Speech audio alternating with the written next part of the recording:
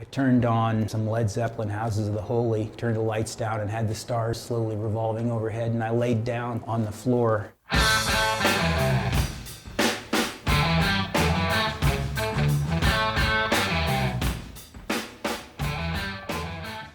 I'm Loren Spencer.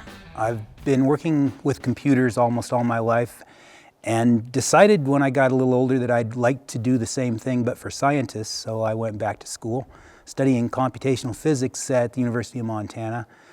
And my goal is to write software for scientists to analyze data.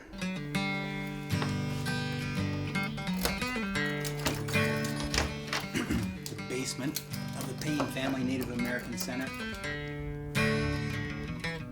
Well, this is the stargazing room, as its common name, in the Payne Family Native American Center on the campus of the University of Montana. The dome ceiling can be used. We have a projector that will project things on the sky. It's basically a computer gaming system. The graphics processing units is used by gaming systems, by computer gamers, are now being used for a lot of different things, including this.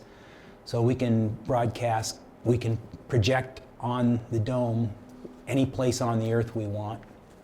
I often start off in Missoula and then take people up to the North Pole, land, and then see how the stars move, and then take them down to the South Pole and show them that everything's moving backwards. We can also lift off and fly to other planets. We can land in the Valley Marineris. And you can really give people a perspective that you can't get. You know, for instance, I can put Jupiter up with the Galilean moons next to it and then advance it one day, and then advance it a day, advance it a day, and you can see that those moons are in fact orbiting Jupiter, which Galileo pointed out that obviously not everything does orbit the Earth. That, of course, caused all heaven to break loose.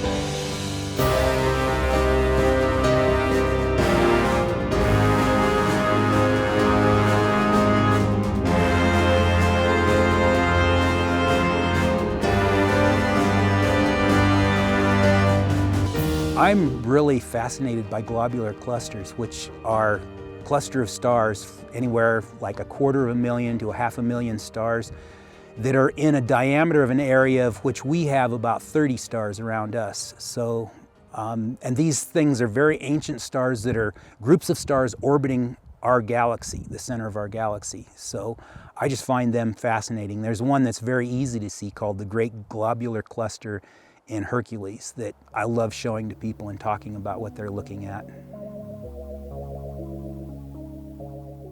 You know, like there are a lot of people who want to study math just for theoretical math. You know, they're not into applied math at all. A lot of people like that who are very good at that. And there are those who prefer solid applications of math. You know, and I don't want to learn this math unless I've got an application.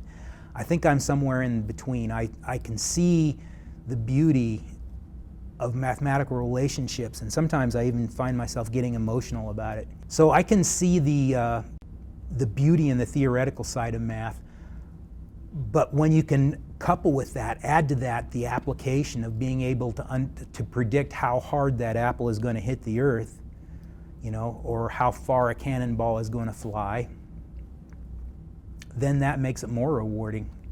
And as I get closer and closer to my goal of understanding everything, which, I don't know, if your goals aren't demanding enough, you probably will never know how far you could go, I think. So it's good to pick to try something that you fail. I used to do a lot of rock climbing, and probably, I'm going to say out of my last 500 climbs, I'll bet I fell 450. You know, of course, I had a top rope on me. It didn't hurt. I just stretched the rope out a little, laughed. But yeah, you know, you need to push yourself to failure to know how far you can go.